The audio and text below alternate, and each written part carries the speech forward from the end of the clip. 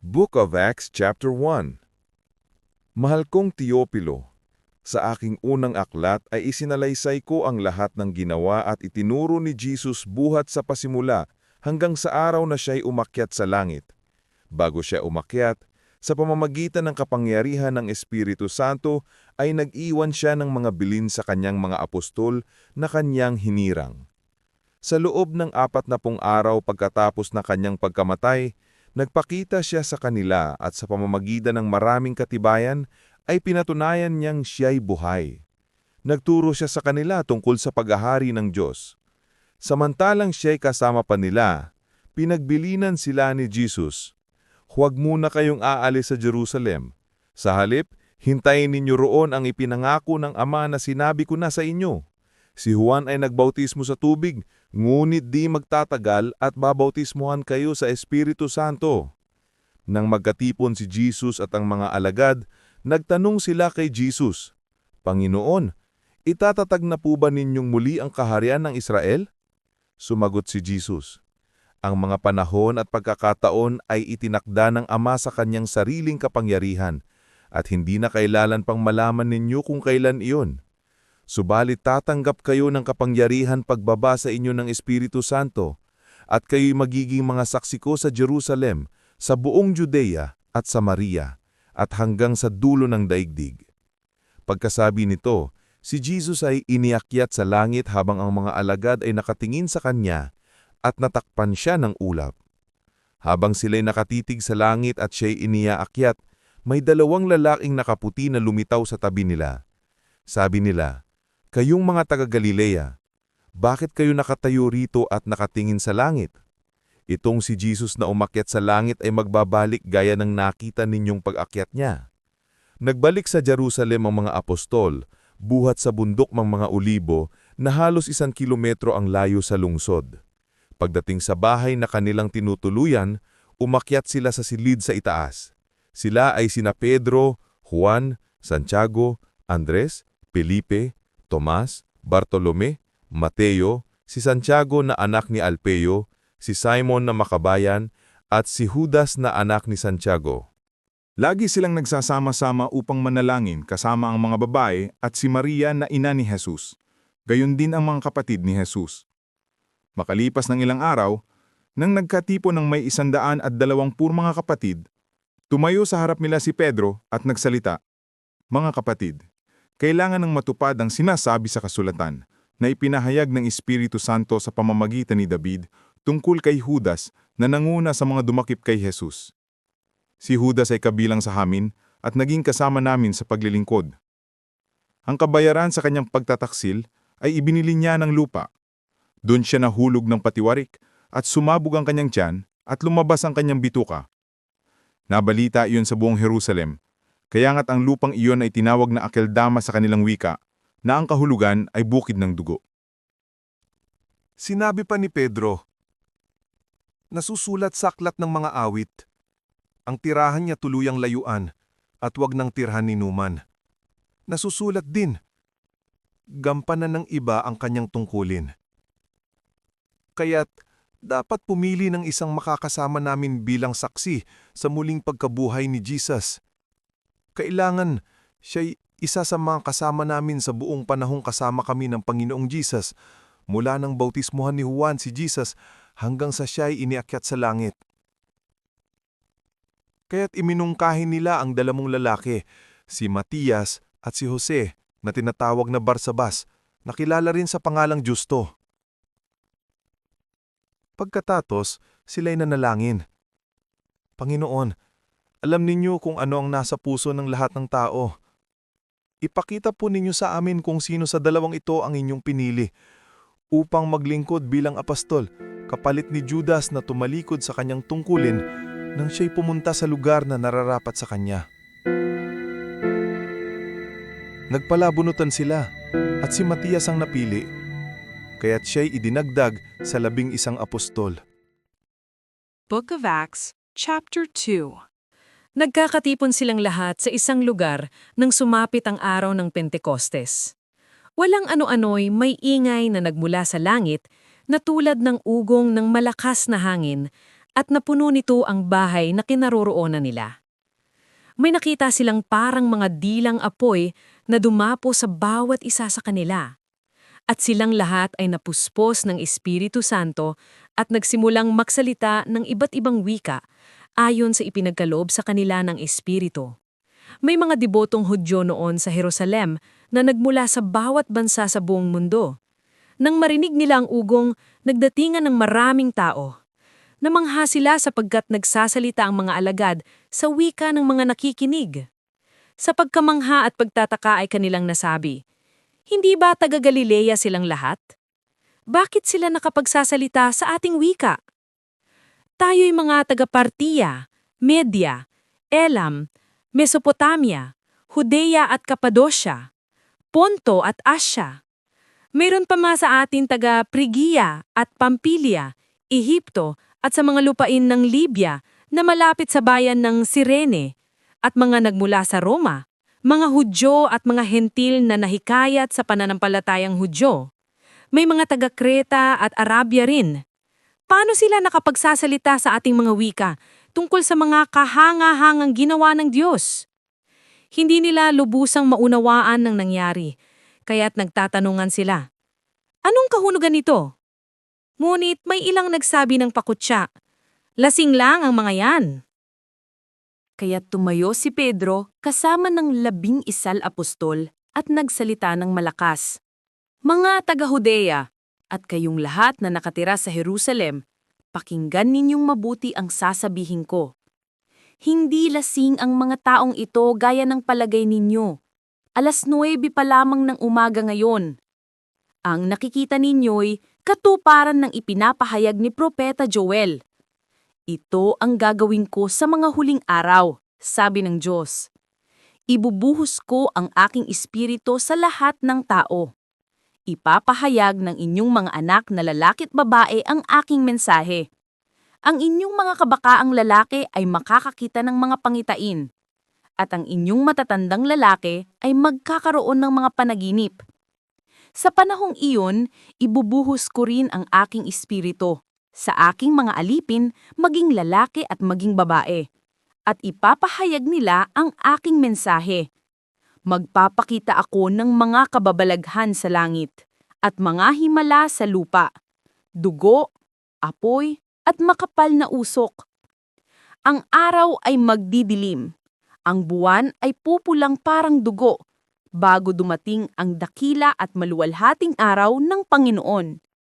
At sino mang tumawag sa pangalan ng Panginoon ay maliligtas. Mga Israelita, pakinggan ninyo ito. Si Jesus na taga Nazareth ay sinugo ng Diyos. Pinatunayan ito ng mga himala, mga kababalaghan at mga palatanda ang ginawa ng Diyos sa pamamagitan niya. Alam ninyo ito sapagkat ang lahat ng ito ay naganap sa kalagitnaan ninyo. Ang Jesus na ito na ipinagkanulo sa inyo ayon sa pasya at kaalaman ng Diyos sa mulak-mula pa ay ipinapaako ninyo at ipinapatay sa mga taong masasama. Subalit siya'y muling binuhay ng Diyos at pinalaya mula sa kapangyarihan ng kamatayan, sapagkat hindi maaaring siya'y bihagi nito. Gaya ng sinabi ni David tungkol sa kanya, "Nakita ko ang Panginoon na lagi kong kasama. Hindi ako matitinag sapagkat kapiling ko siya. Dahil dito, natuwa ang puso ko at ang mga salita ko'y napuno ng galak at ang katawan ko'y mananatiling may pag-asa. Sapagkat ang kaluluwa ko'y di mo pababayaan sa daigdig ng mga patay, at hindi mo hahayaang makaranas ng pagkabulok ang iyong banal na lingkod. Itinluho mo sa akin ang mga landas patungo sa buhay. Dahil ikaw ang kasama ko, ako'y mapupuno ng kagalakan." Mga kapatid, may katiyakang sinasabi ko sa inyo na ang ninuno nating si David ay namatay at inilibing, at naririto ang kanyang libingan hanggang ngayon. Siya'y propeta at alam niya ang pangako sa kanya ng Diyos na magiging haring tulad niya ang isang magmumula sa kanyang angkan. Noon pa man ay nakita na ni David ang muling pagkabuhay ng Kristo at ipinahayag niya ito ng kanyang sabihing, hindi siya pinabayaan sa daigdig ng mga patay at hindi nakaranas ng pagkabulok ang kanyang patawan. Ang Jesus na ito ay muling binuhay ng Diyos at saksi kaming lahat sa pangyayaring iyon. Pinaupo siya sa kanan ng Diyos at tinanggap niya mula sa Ama ang ipinangakong Espiritu Santo. Ito ang kanyang ibinuhos sa amin, tulad ng inyong nakikita at naririnig. Hindi si David ang umakyat sa langit, kundi sinabi lamang niya, "Sinabi ng Panginoon sa aking Panginoon, maupo ka sa kanan ko, hanggang lubusan kong mapasuko sa iyo ang mga kaaway mo." Kaya't dapat malaman ng buong Israel na itong si Jesus na ipinako ninyo sa krus ay siyang ginawa ng Diyos na Panginoon at Kristo. Nabagabag ang kanilang kalooban nang marinig ito, kaya't tinanong nila si Pedro at ang ibang mga apostol, "Mga kapatid, ano ang dapat naming gawin?" Sumagot si Pedro, "Pagsisihan ninyo't talikuran ng inyong mga kasalanan at magpabautismo kayo sa pangalan ni Hesukristo upang kayo'y patawarin.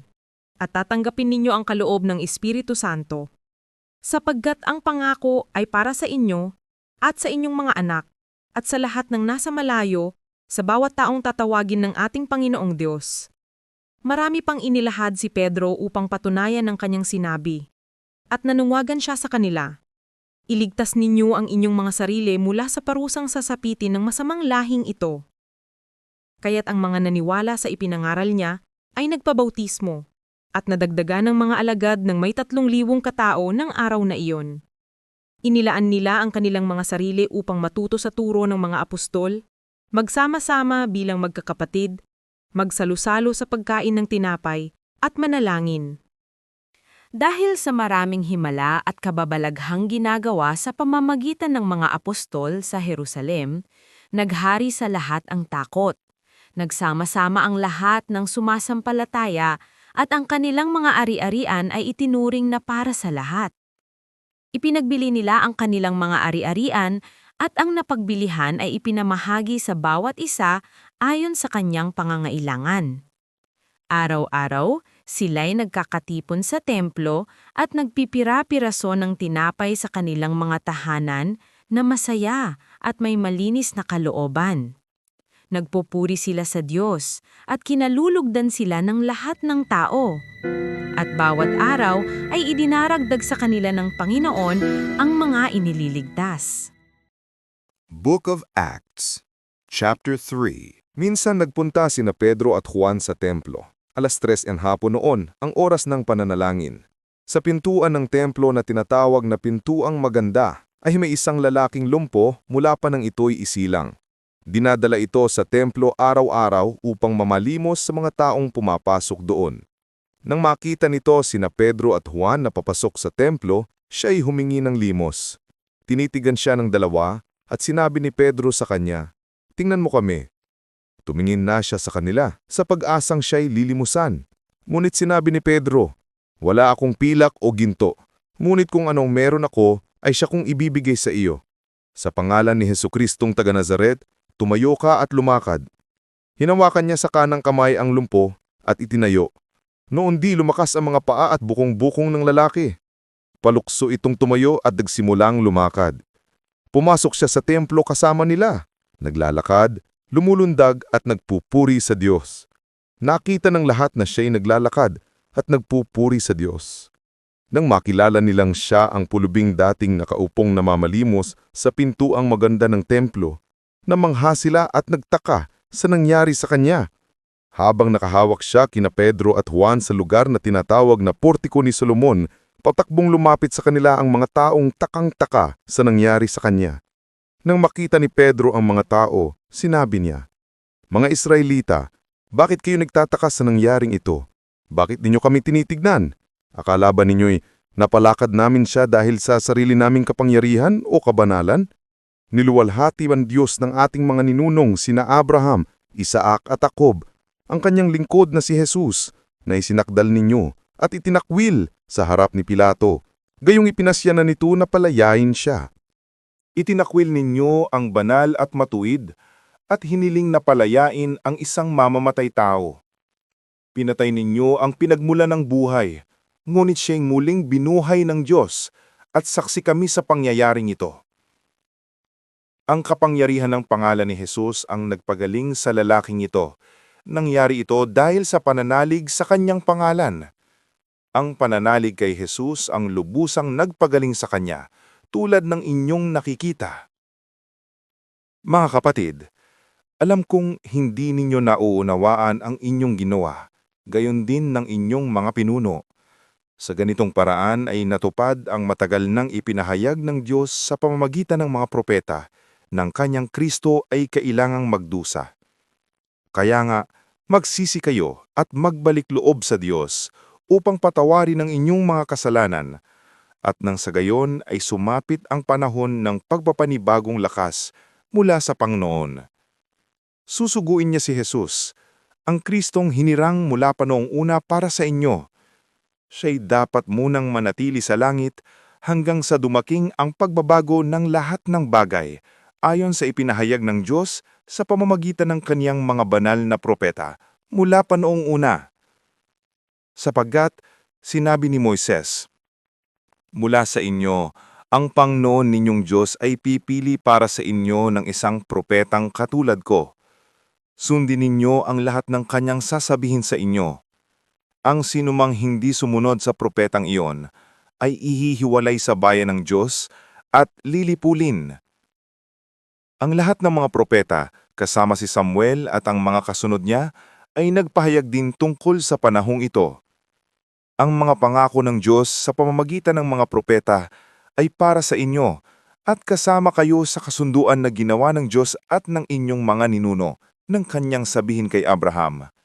"Pagpapalain ko ang lahat ng angkan sa daigdig sa pamamagitan ng iyong lahi."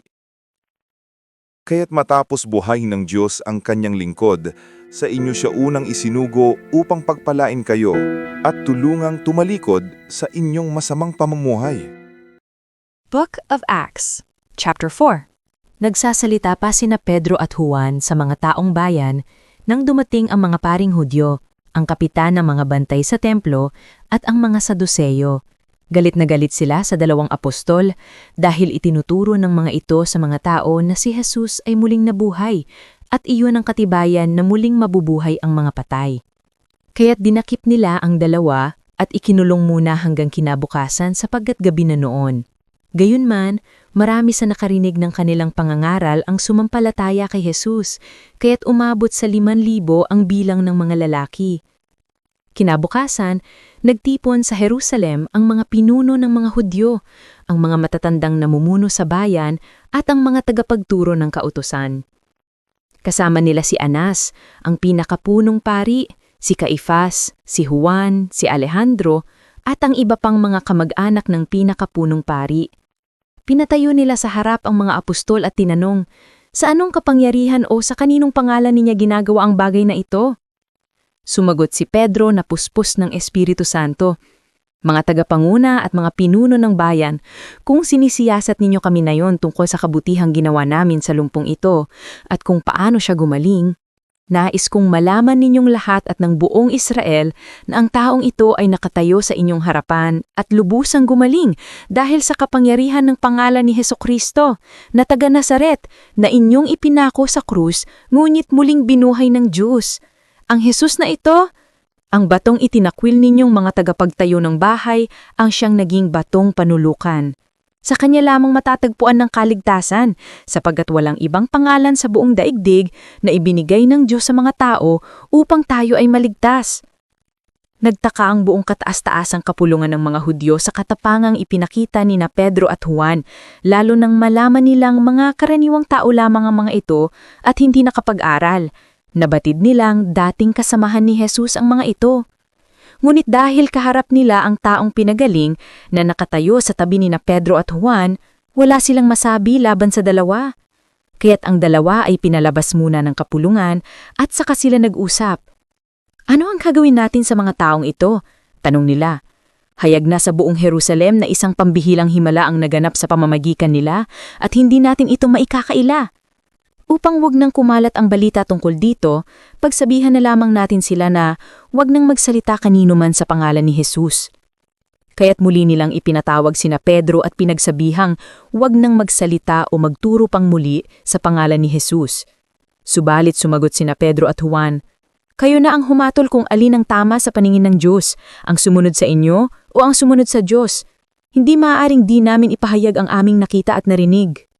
Wala silang makitang paraan upang parusahan ang dalawa, sapagkat ang mga tao'y nagpupuri sa Diyos dahil sa nangyari. Kaya't binalaan nila ang dalawa ng lalo pang mahigpit at saka pinalaya. Ang lalaking pinagaling ay mahigit ng 40 taong gulang. Nang palayain na sina Pedro at Juan, pumunta sila sa mga kasamahan nila at ibinalita ang sinabi ng mga punong pari at ng mga pinuno ng bayan. Nang marinig ito ng mga mananampalataya, sama-sama silang nanalangin sa Diyos. Panginoon, kayo po ang lumikha ng langit at ng lupa, ng dagat at ng lahat ng nasa mga ito. Kayo po ang nagsalita sa pamamagitan ng aming ninunong si David na inyong lingkod nang sabihin niya sa patnubay ng Espiritu Santo. Bakit galit na galit ang mga hintil at ang mga tao'y nagbalak ng mga bagay na walang kabuluhan? Naghanda para sa digmaan ng mga hari sa lupa at nagtipon ng mga pinuno laban sa Panginoon at sa kanyang hinirang. Nagkatipon nga sa lungsod na ito sina Herodes at Poncio Pilato, kasamang mga hintil at ang buong Israel, laban sa inyong banal na lingkod na si Jesus, ang inyong hinirang.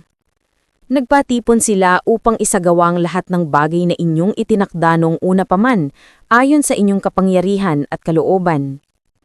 At ngayon, Panginoon, tingnan ninyo, pinagbabantaan nila kami. Bigyan ninyo ng katapangan ng inyong mga alipin upang ipangaral ang inyong salita. Iunat ninyo ang inyong kamay upang magpagaling at loobin ninyo na sa pangalan ng inyong banal na lingkod na si Jesus ay makagawa kami ng mga himala. Pagkatapos nilang manalangin, nayanig ang kanilang pinagtitipunan. Silang lahat ay napuspos ng Espiritu Santo at buong tapang na nangaral ng salita ng Diyos. Nagkaisang damdamin at isipan ng lahat ng mananampalataya. At di itinuring na ninuman na sarili niya ang kanyang mga ari-arian, kundi para sa lahat.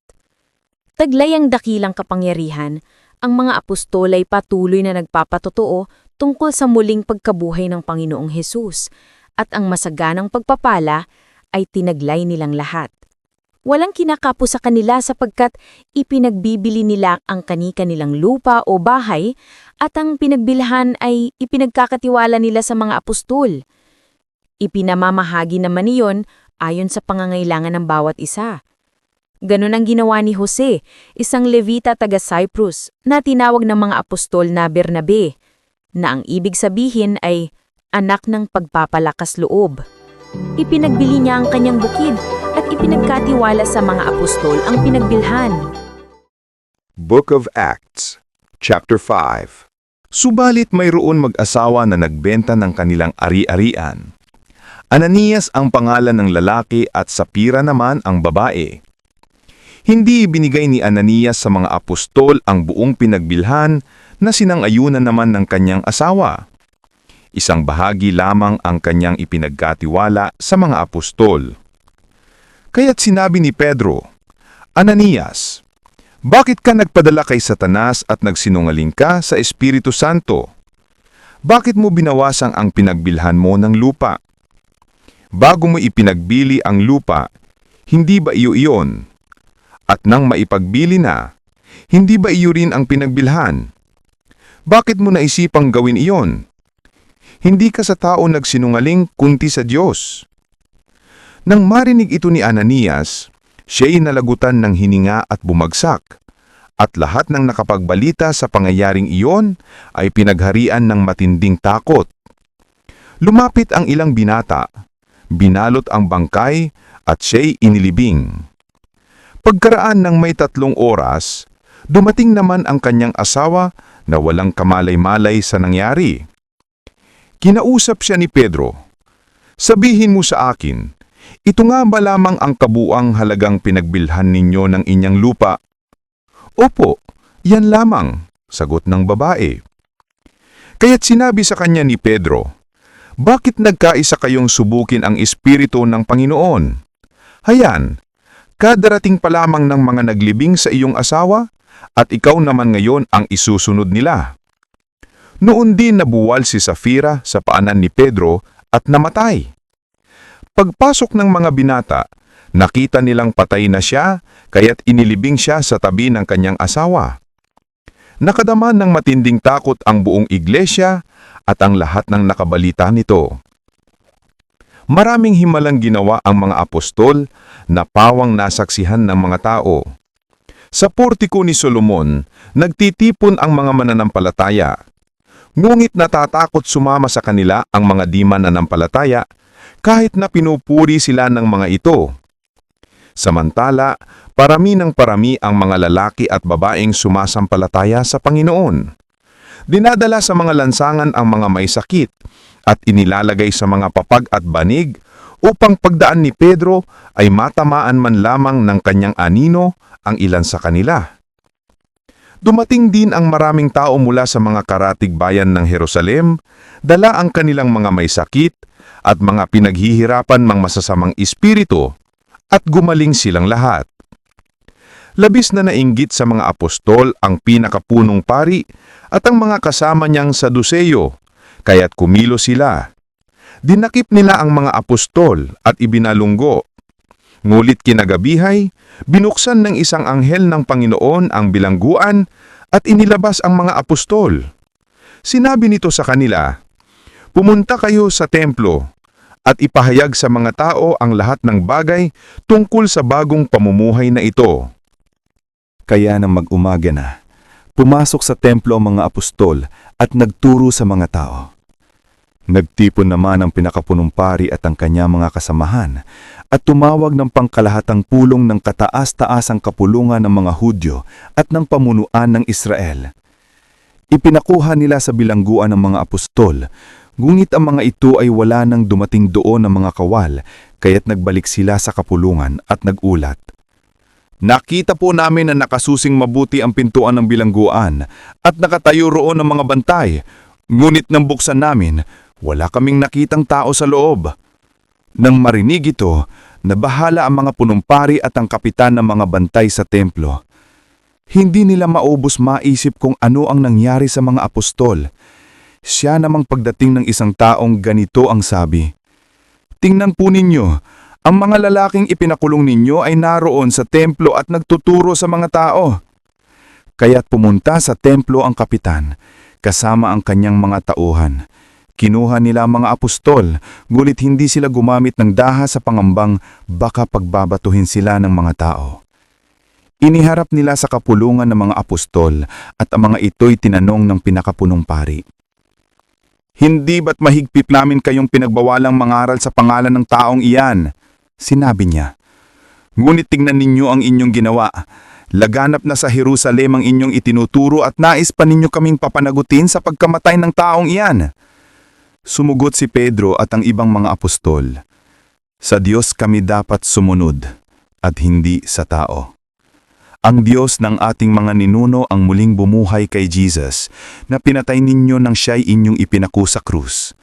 Iniyakyak siya ng Diyos sa kanyang kanan bilang tagapanguna at tagapagligtas upang bigyan ng mga Israelita ng pagkakataong magsisi at tumalikod sa kasalanan at nang sa gayon ay magkamit sila ng kapatawaran. Saksi kami sa mga bagay na ito, kami at ang Espiritu Santo na ipinagkaloob ng Diyos sa mga sumusunod sa Kanya." Nagngit-ngit sa galit ang mga bumubuo ng kapulungan ng marinig ito at nais nilang ipapatay ang mga apostol. Ngunit tumayo ang isa sa kanila na ang pangalan ay Gamaliel, isang pariseyong guro ng kautusan at iginagalang ng buong bayan. Iniutos niyang ilabas muna ang mga apostol at pagkatapos ay nagsalita, "Mga kababayan, isipin ninyong mabuti ang gagawin ninyo sa mga taong ito. Hindi pa nagtatagal mula nang lumitaw si Teodas na nagpanggap na isang dakilang pinuno at nakaakit ng may 400 tagasunod. Ngunit nang mapatay siya, nagkahiwa-hiwalay ang kanyang mga tauhan at nauwi sa wala ang kanilang kilusan. Pagkatapos, lumitaw naman si Judas na taga Galilea noong panahon ng pagpapatala ng mga mamamayan at nakaakit din ito ng maraming tauhan. Nang mapatay siya, nagkawatak-watak din ang kanyang mga tagasunod. Kaya't ganito ang payo ko. Huwag ninyong pakialaman ng mga taong ito. Hayaan ninyo sila. Kung ang kanilang plano o kilusan ay mula sa tao, ito ay kusang maglalaho. Ngunit kung ito ay mula sa Diyos, hindi ninyo ito mahahadlangan at lilitaw pang kayo'y lumalaban sa Diyos. Sinunod nga nila ang payo ni Gamaliel. Pinapasok nilang muli ang mga apostol at matapos ipahagupit at pagbawalang mangaral sa pangalan ni Jesus, ang mga ito'y pinalaya. Linisan ng mga apostol ang kapulungan at sila'y galak na galak sapagkat minarapat ng Diyos na sila'y magdanas ng kahihiyan alang-alang sa pangalan ni Jesus. At araw-araw, sa templo at sa manabahay-bahay, walang tigil silang nagtuturo at nangangaral ng magandang balita tungkol kay Jesus. Ang Kristo